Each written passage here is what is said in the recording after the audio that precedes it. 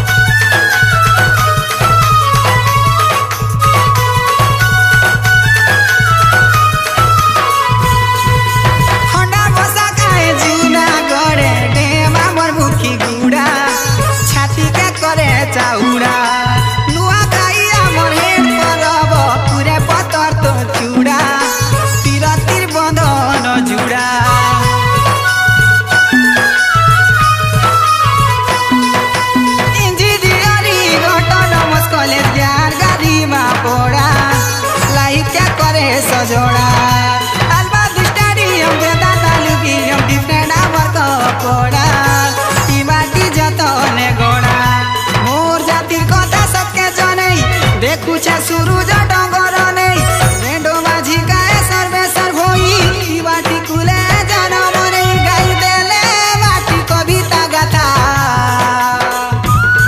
आमे आकाश तारा झिकिमिकिया कोला हांडिया आमे अंधारा टीवी सते उखिया कोला हांडिया आमे दिल का राजा बड़े दिल वाला कोला हांडिया ए मुई वीर माटिर किला कोला हांडिया ले तेलिया।